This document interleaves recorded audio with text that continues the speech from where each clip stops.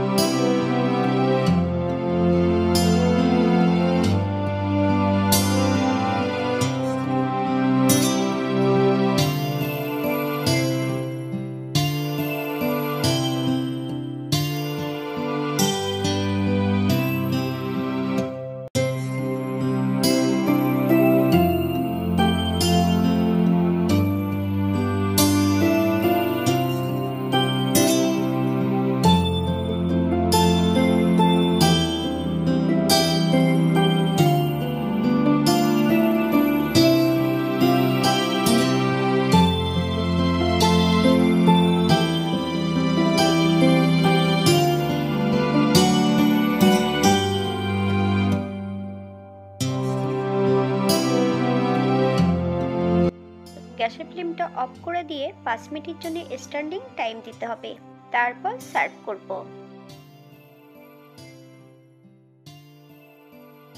এটা দেখতে যেমন ভারী সুন্দর হয়েছে, এটা গরম ভাতে, রুটি, পরোটা সবকিছুর সঙ্গে অসম্ভব ভালো লাগবে।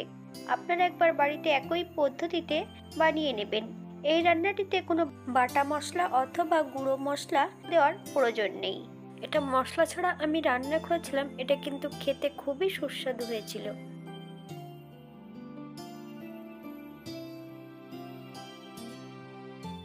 যারা নিরামিষ তৈরি করবেন তারা অবশ্যই পেঁয়াজ রসুন বাদ দিয়ে রান্না করতে পারেন। এখানে আমি ছোলার ডাল অ্যাড করেছিলাম, আপনারা ছোলার ডালের পরিবর্তে মুগ ডাল দিয়েও এই রান্নাটা করে নিতে পারবেন।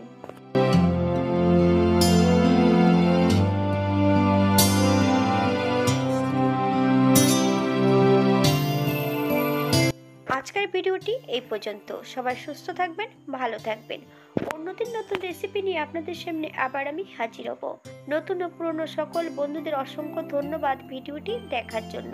হাতে যদি সময় থাকে তাহলে একটা লাইক, কমেন্ট, শেয়ার করবেন।